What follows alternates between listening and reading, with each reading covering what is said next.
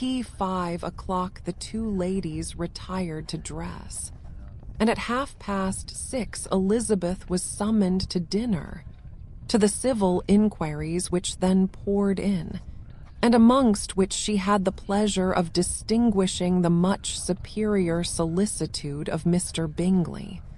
She could not make a very favorable answer. Jane was by no means better. The sisters, on hearing this, repeated 3 or 4 times how much they were grieved. How shocking it was to have a bad cold.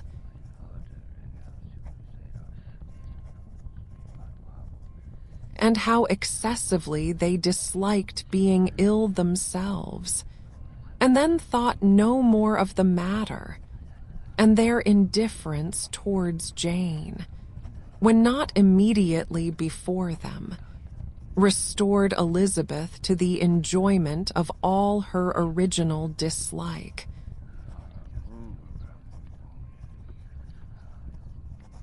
Their brother, indeed, was the only one of the party whom she could regard with any complacency. His anxiety for Jane was evident, and his attentions to herself most pleasing, and they prevented her feeling herself so much an intruder as she believed she was considered by the others. She had very little notice from any but him. Miss Bingley was engrossed by Mr. Darcy, her sister scarcely less so, and as for Mr. Hurst, by whom Elizabeth sat, he was an indolent man.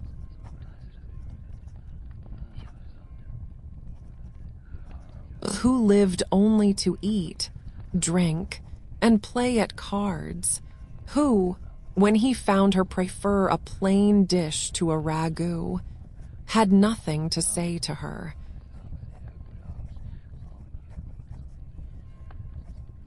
When dinner was over, she returned directly to Jane, and Miss Bingley began abusing her as soon as she was out of the room. Her manners were pronounced to be very bad indeed, a mixture of pride and impertinence. She had no conversation, no style, no taste, no beauty. Mrs. Hurst thought the same, and added,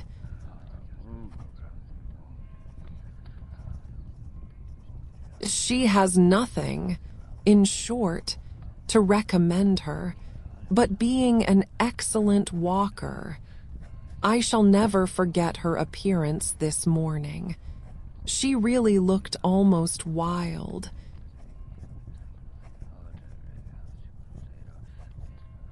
"She did indeed. Louisa, I could hardly keep my countenance. Very nonsensical to come at all. Why must she be scampering about the country? Because her sister had a cold. Her hair so untidy, so blowsy."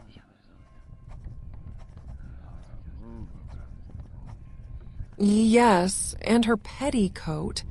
I hope you saw her petticoat. 6 inches deep in mud. I am absolutely certain.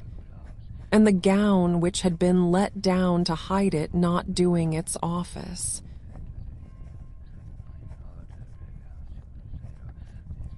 "Your picture may be very exact, Louisa," said Bingley, "but this was all lost upon me.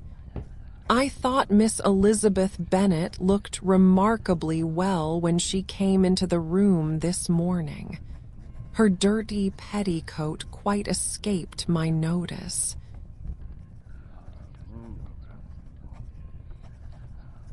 "You observed it, Mr. Darcy, I am sure," said Miss Bingley, "and I am inclined to think that you would not wish to see your sister make such an exhibition."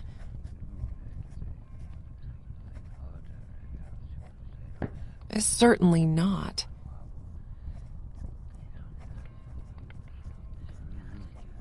"To walk 3 miles, or 4 miles, or 5 miles, or whatever it is, above her ankles in dirt, and alone, quite alone. What could she mean by it? It seems to me to show an abominable sort of conceited independence, a most country town indifference to decorum.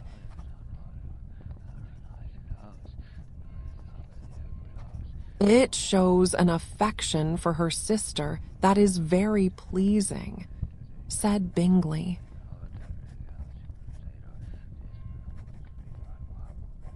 I am afraid, Mr.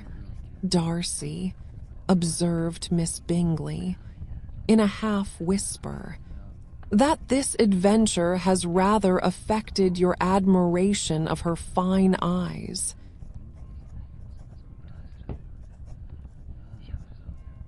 Not at all, he replied. They were brightened by the exercise. A short pause followed this speech, and Mrs. Hurst began again.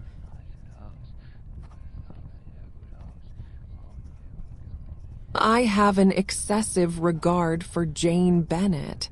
She is really a very sweet girl, and I wish with all my heart she were well settled. But with such a father and mother, and such low connections, I am afraid there is no chance of it.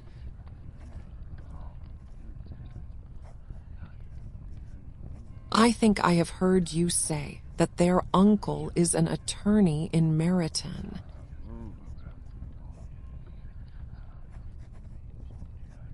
Yes, and they have another, who lives somewhere near Cheapside.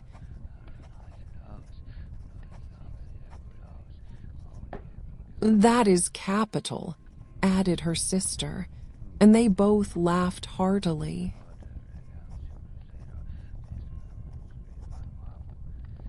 If they had uncles enough to fill all Cheapside, cried Bingley, it would not make them one jot less agreeable.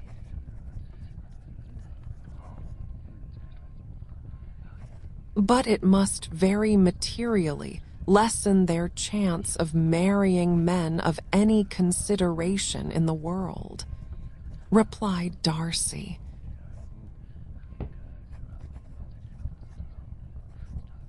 To this speech Bingley made no answer, but his sisters gave it their hearty assent, and indulged their mirth for some time at the expense of their dear friend's vulgar relations.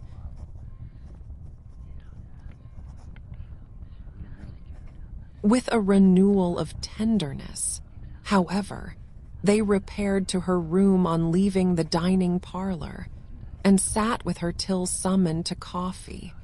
She was still very poorly, and Elizabeth would not quit her at all till late in the evening, when she had the comfort of seeing her asleep, and when it appeared to her rather right than pleasant that she should go downstairs herself on entering the drawing-room. She found the whole party at loo, and was immediately invited to join them.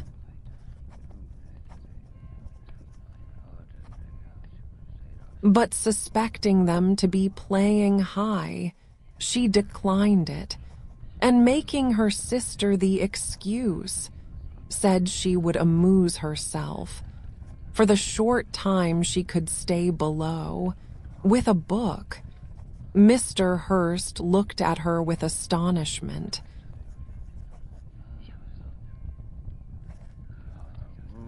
Do you prefer reading to cards? Said he. That is rather singular.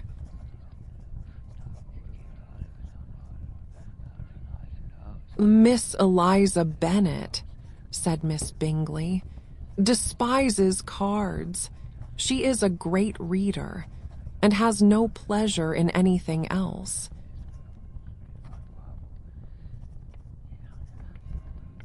I deserve neither such praise nor such censure, cried Elizabeth.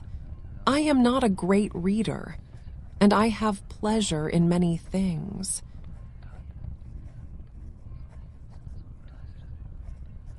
In nursing your sister, I am sure you have pleasure, said Bingley, and I hope it will soon be increased by seeing her quite well.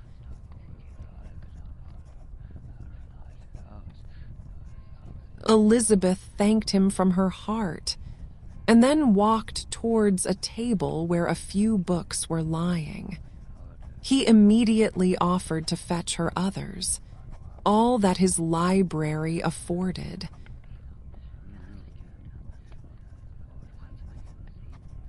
And I wish my collection were larger for your benefit and my own credit, but I am an idle fellow, and though I have not many, I have more than I ever looked into.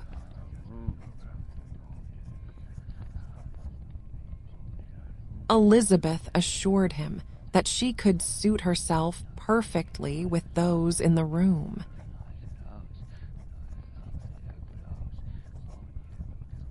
I am astonished, said Miss Bingley, that my father should have left so small a collection of books.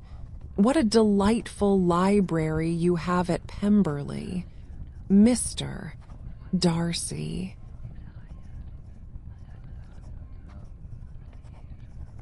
It ought to be good, he replied. It has been the work of many generations.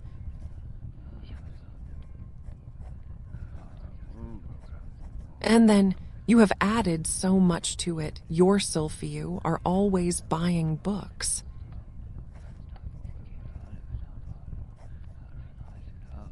I cannot comprehend the neglect of a family library in such days as these.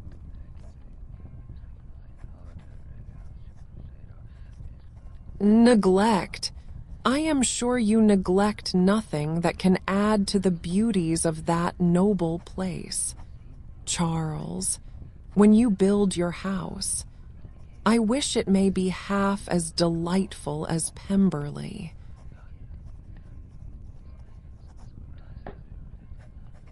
I wish it may.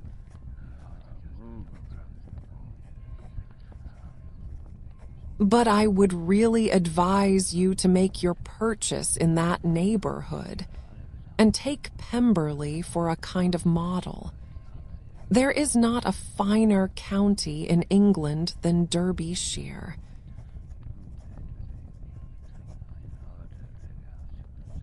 With all my heart, I will buy Pemberley itself, if Darcy will sell it.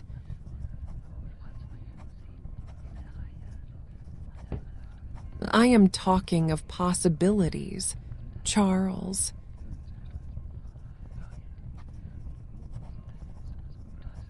Upon my word, Caroline, I should think it more possible to get Pemberley by purchase than by imitation.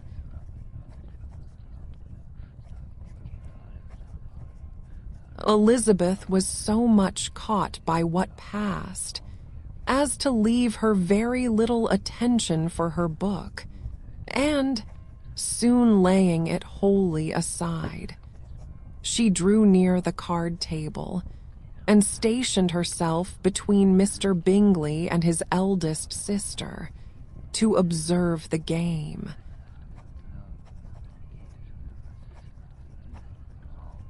Is Miss Darcy much grown since the spring? Said Miss Bingley. Will she be as tall as I am?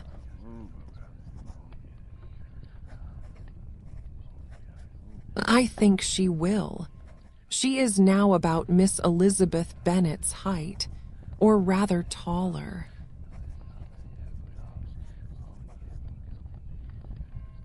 How I long to see her again. I never met with anybody who delighted me so much. Such a countenance, such manners, and so extremely accomplished for her age. Her performance on the pianoforte is exquisite.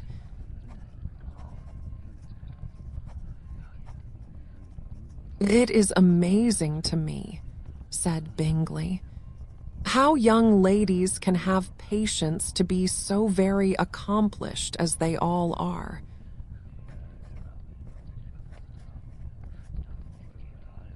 All young ladies accomplished. My dear Charles, what do you mean?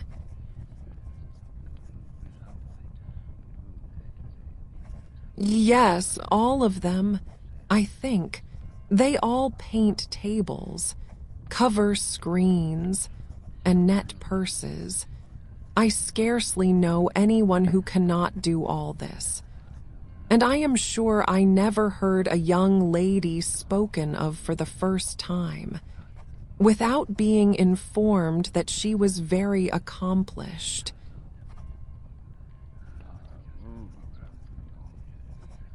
Your list of the common extent of accomplishments, said Darcy, has too much truth. The word is applied to many a woman who deserves it no otherwise than by netting a purse or covering a screen. But I am very far from agreeing with you in your estimation of ladies in general. I cannot boast of knowing more than half a dozen in the whole range of my acquaintance that are really accomplished.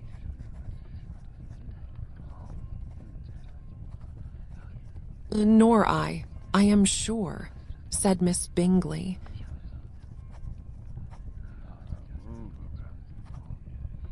Then, observed Elizabeth, you must comprehend a great deal in your idea of an accomplished woman.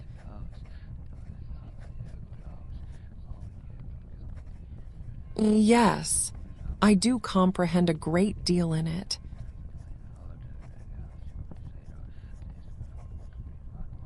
Oh, certainly, cried his faithful assistant.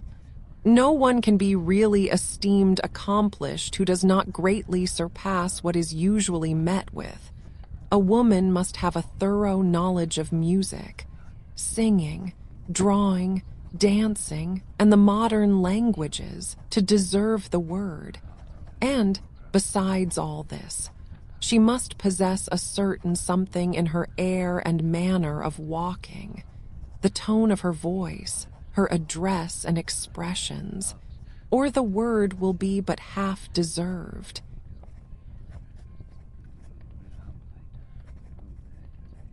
All this she must possess, added Darcy, and to all she must yet add something more substantial in the improvement of her mind by extensive reading.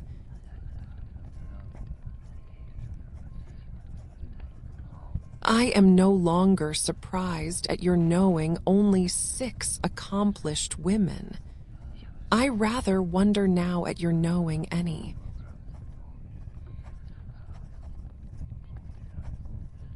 Are you so severe upon your own sex as to doubt the possibility of all this?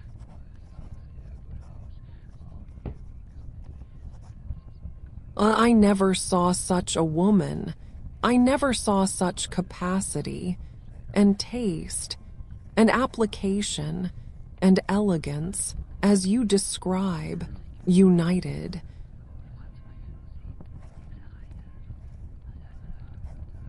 Mrs. Hurst and Miss Bingley both cried out against the injustice of her implied doubt, and were both protesting that they knew many women who answered this description, when Mr. Hurst called them to order, with bitter complaints of their inattention to what was going forward, as all conversation was thereby at an end.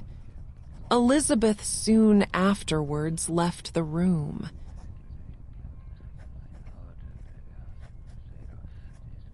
Eliza Bennet, said Miss Bingley, when the door was closed on her, is one of those young ladies who seek to recommend themselves to the other sex by undervaluing their own. And with many men, I dare say, it succeeds, But, in my opinion, it is a paltry device, a very mean art.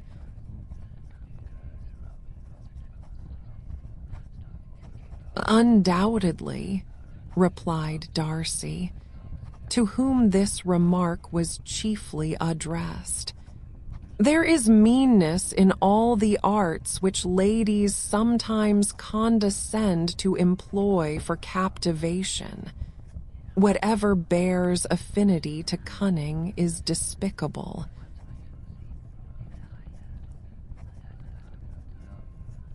Miss Bingley was not so entirely satisfied with this reply as to continue the subject.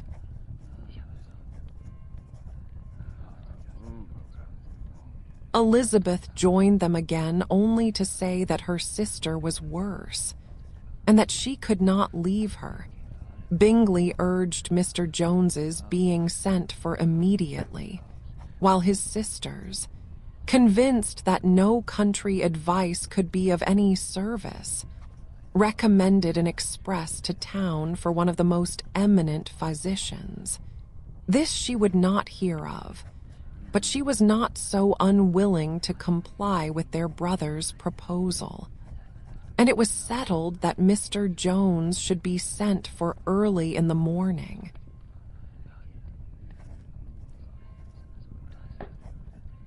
If Miss Bennet were not decidedly better, Bingley was quite uncomfortable. His sisters declared that they were miserable. They solaced their wretchedness, however, by duets after supper. While he could find no better relief to his feelings than by giving his housekeeper directions that every possible attention might be paid to the sick lady and her sister.